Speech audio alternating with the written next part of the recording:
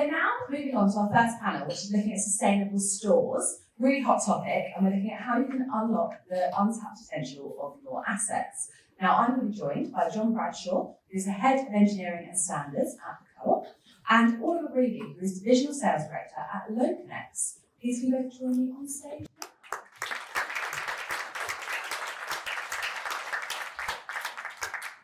Before we get started, let's actually talk about your roles and who you are. So John, tell us about Head of Engineering and Standards. That sounds like a big role at Co-op. What does that entail, and tell us a bit about that? Well, I'm very fortunate because I stand on the shoulder of giants in the Co-op. So the team I lead are all subject matter experts in their respective fields. I mean, every day is a school day for me, leading and listening, understanding what their challenges are, and obviously driving change into the business, continually looking to innovate. Holding them back is a real challenge. I don't like to quell enthusiasm and ambition because that's really important to us in the Co-op. And obviously from our perspective, you know, our mantra is about being brave, and certainly from an engineering perspective, when we complete and when we've landed a big change, it's what next. So we're constantly moving standards forward now. We're trying to work with the industry and actually be innovative and be disruptive as well, and changing the norms and the narrative on how we approach things, especially in retail and especially in engineering. It sounds like you're really working to kind of get buy-in and very collaborative as well. Yeah, absolutely. And the business is bought into the same initiatives and the same commitments that we all have in terms of constantly looking forward. You can't stand still. We don't want to stand still. Every time we land something, we're moving on again. Yeah. And we're relying and looking into manufacturers and suppliers all the time to what's next for them as well. Because the more we can buy into what they're doing is more opportunities we can afford them in the estate, in our convenience stores, to actually do different things. Great, thank you. Orla, tell us a bit about LoweConex. Some of our audience might know about the business. Give us a bit of a kind of pitch, I guess. Sure. Yes, so lovely to see everybody here this morning. I'm Orla McGreevy. I'm our Sales Director at LoweConex and been with the business around 5 years now. Sounds like there's a really strong alignment to our culture and the Co-op culture because we don't like to stand still, both metaphorically and physically. We like to innovate, we like to move forward. And whenever we launched this business, we looked out to the market and we didn't want to just do something a little bit better that already exists. We wanted to transform and disrupt. So we created a centralized data platform that works really, really heavily within the retail industry to take in all sorts of disparate data to really unify that and then really drive control and energy efficient actions off the back of that. And you'll be telling us a bit more about that later. So. Bring that to life. Sustainable stores, what does that actually mean to you, John? What does that look like? What does good look like? It can mean lots of things from us from a sustainability perspective, but obviously from my engineering view, what we're trying to do now is actually look at hard impacts and how we can be as low impacting as possible in the engineering solutions that we're providing.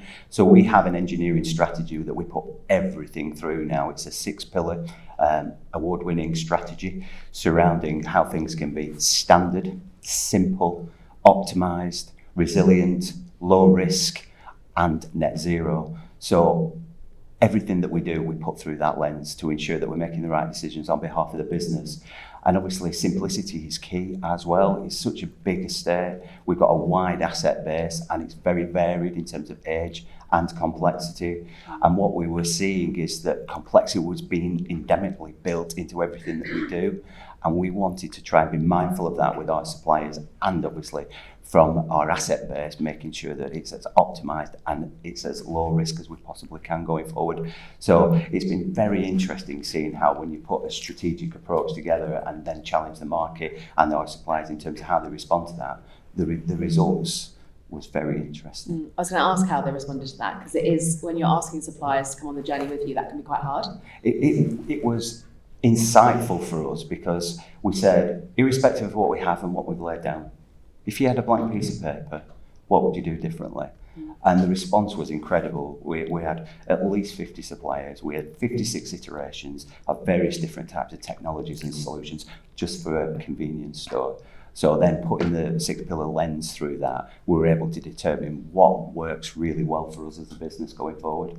And obviously we made some key decisions about that. And the innovation that came through the industry and from the supply chain was really insightful and helpful for us in making some long-term decisions, which will obviously, from a sustainability perspective, serve us really well. I love that you've remembered your 6 pillars off by heart as well. Orla, what does a good sustainable store strategy look like from your opinion? Obviously, you're working with a lot of retailers and brands, so you've got kind of different lens. It'd be good to hear from you on that. Yeah, and it's a really challenging one to talk about just one good strategy, because what we have seen, certainly in the retail industry with so much nuance, is that it's not a cookie cutter approach. So what's maybe a good strategy for one retailer doesn't necessarily mean that that's going to apply to a different estate or a different format. We always like to boil it down to try to take complexity out. Right, let's keep it really simple. We're all here in this room because we want to reduce energy intensity. And what comes off the back of that is reducing energy cost and spend and being more responsible in how we operate. And a big driver for us is about how do we support our retailers to get to the absolute minimum baseload that allows them to be operational, whilst also protecting customer experience, protecting employee comfort, and not actually impacting the operation at all. But it depends where they're at in the journey.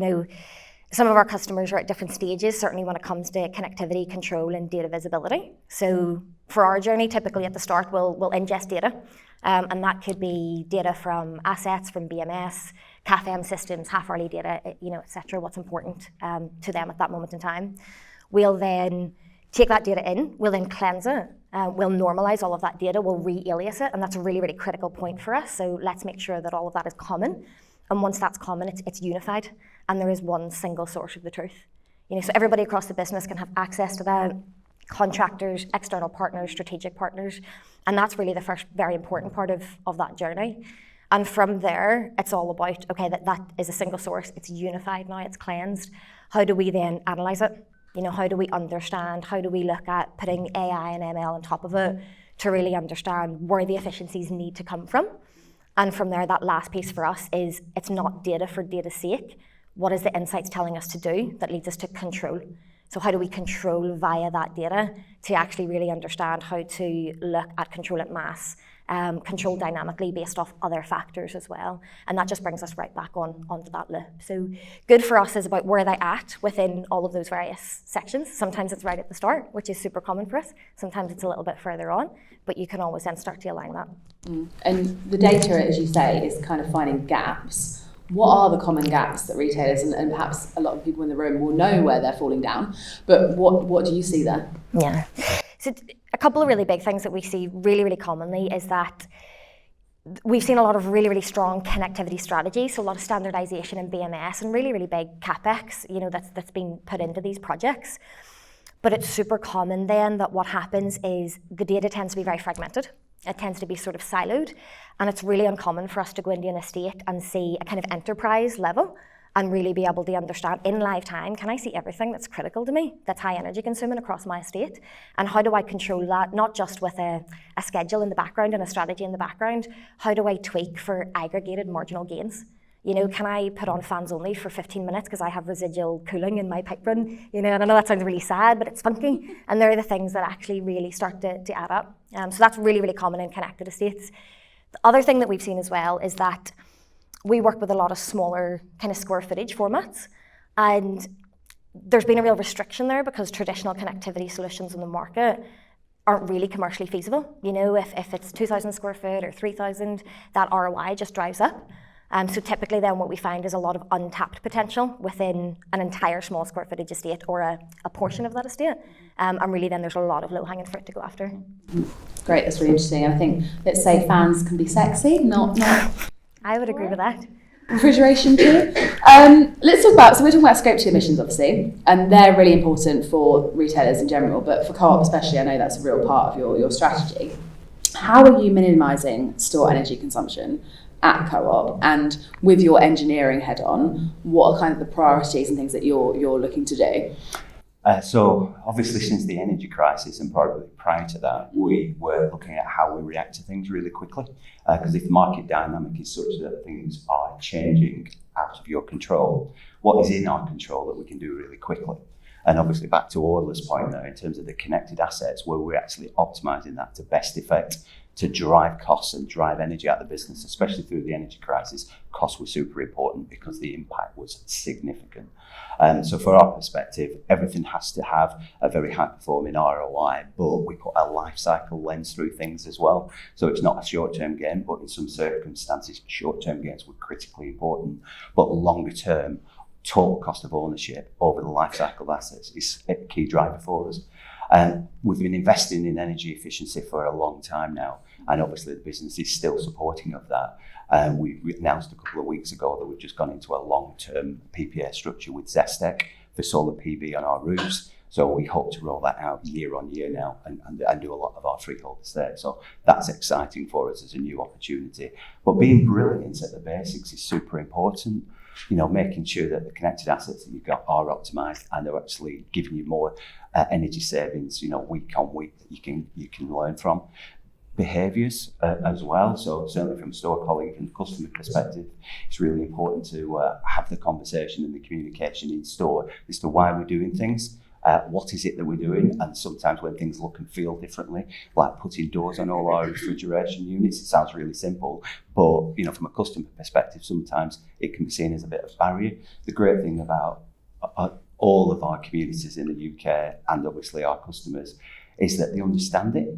They get it. They get why we're putting doors on refrigeration units now, and it's not such a problem for them. And we can see that throughout the retail industry. So, you know, be brilliant at the basics, get the most out of your connected assets, and obviously where you can invest, make sure it's got the biggest impact, both in terms of upfront capital, in terms of returns, but longer term in terms of life cycle, so that supply chain can sustain and can manage our estate as well, with keeping those savings locked in as well for the longer term.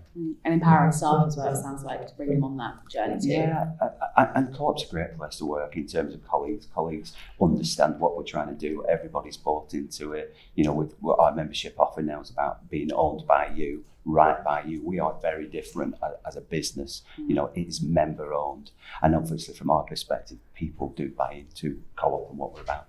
So if anyone's got a grocery business, they need to be adding fridge doors is the kind of take home here. Let's talk then about LoweConex. You talked about control. Key thing.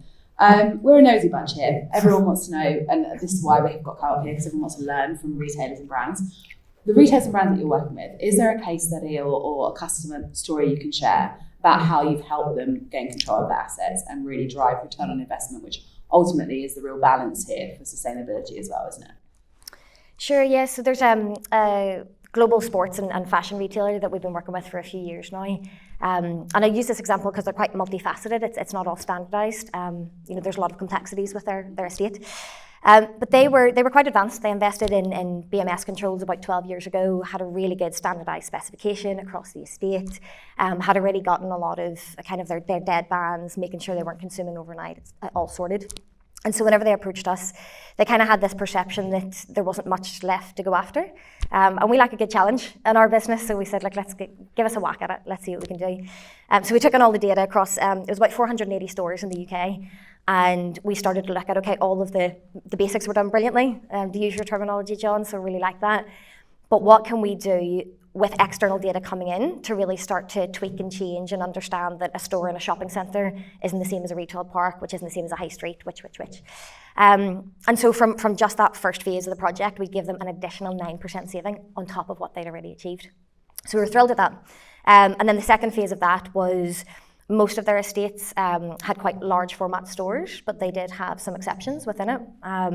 Again, entry point for BMS just wasn't commercially feasible for them. So we used IoT gateways, we connected up high energy consuming assets, over door curtains, split systems, etc. And from actually controlling those with a low cost entry point, we then gave them a 14% saving across the unconnected portion of their estate. So that's been a really exciting one for us to work on. We're starting to do some cool, innovative stuff with them now. We're entering demand-side events on behalf of them as well. So because we have so many aggregated, controlled assets within our platform across multiple retailers, we can go in and look at flexible turn up and turn down, and then actually give that back as a revenue stream to the retailer. But this is more important than just financial for them because it aligns really strongly with their overall ESG strategy. And a core part of that is, well, how do we consume responsibly and give energy back to the community when it's needed the most? And that's a big driver for them. Yeah, great. I love that kind of purposeful retailing as well. John, there are a lot of retailers that say kind of being sustainable and reducing emissions is that thing of how can they make it kind of how can they make it resource kind of not resource intensive, and how can they save money on it? And there's the kind of conception that it is quite expensive, it's hard to do. Obviously, you've said there's various different investments that you're looking at and solutions. How would you tackle that? And how would you say to everyone here today, look, this is, you've said keep the basics, but how can you make it work and remedy that? Somebody said to me a long time ago, follow the cash. Mm-hmm. So be very clear what the commercial performance is of any of the initiatives that you're considering. Rank them, prioritise them, and look at some innovative ways to actually secure funds if CapEx is a restriction in the business from the market. The market is very supportive now. We've just mentioned that we're using Zestec on a long-term solar PPA approach. So that investment is made by them, and we're purchasing energy on a power purchase agreement for the long term. And there are lots of opportunities for people undertaking services in that way. But follow the cash, make sure the returns are optimised for your business, and don't be afraid to challenge some of those cost bases as well. Mm. And is there any advice that you say for kind of looking for partners and things that you keep in mind? I think the advice would be approach the market if you're a large organisation and you've got procurement activity. Events like this where you've got many suppliers and many partners that are available to you that want to talk to you. I think this is the real opportunity for us to cooperate. I think going forward, it's the real opportunity to listen to what others are doing. And obviously, they're all businesses and all manufacturers and suppliers are coming up with innovative ways now to try and help support businesses invest in their estate and reduce their impacts. Love that cooperation. Let's go to a closing question. We are going to have audience Q&A for this session, so please do kind of burning questions in advance.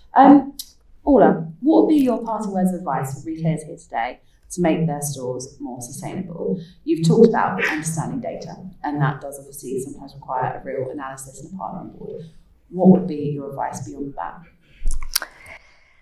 I think collaboration. So I think long gone are the days where sustainability sits on one or two people's shoulders in the business. It should absolutely sit with everybody. And I really liked Dorothy's point earlier around if somebody's around the table, then everybody's the right person.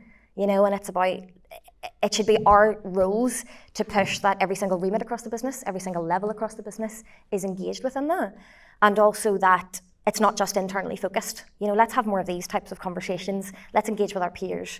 Let's engage with our value chain. Let's understand what's happening, because we are depleting the world's resources much faster than we can replenish them. And we can only tackle that collectively. We just can't do it in our silos. Yeah, brilliant. John? I mean, for me, we set the storyline when we thought about rewriting the rule book for us as a co-op. And we used a mantra about nobody has a monopoly on great ideas. So we went to people with a blank piece of paper and we said, if you wanted to do something, how would you do it? And how would it impact on us? So use the power that we have out in our industries and with our manufacturers and our suppliers that have got real long-term visions like Kingfisher, 10, 20 years out, that are influencing policies, across Europe and the United Kingdom and globally, and listen to what they have to say, understand what their roadmaps are, and then work out how that lines in with you, because we do want to innovate and be disruptive as well, but being brave and taking chances and giving people the opportunity to come with you and to trial. We've been very successful recently in one particular area on refrigeration, but it was a 5-year journey. Wow, okay. So you've got to think long term and you've got to be invested and give people the opportunity to come with you. Mm. And I'm not sure how much you can share, but when you say you've been really successful, are you able to give us any insight on that? Well, we like to think it's been a world first in compressor technology development. So we gave Copeland, who are a European and global leader of compressor technology, the opportunity to trial a new prototype compressor in a store 5 years ago in Malmesbury. That now is becoming readily available in the European markets from 2025 onwards. And it will be an absolute game changer in the refrigeration, especially retail refrigeration. Brilliant, thank you for sharing that input. Have we got questions for John and Orla?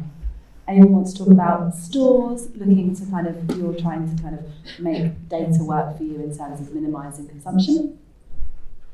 Yeah, I'm going to get a mic over to you now. I've got a roving mic there.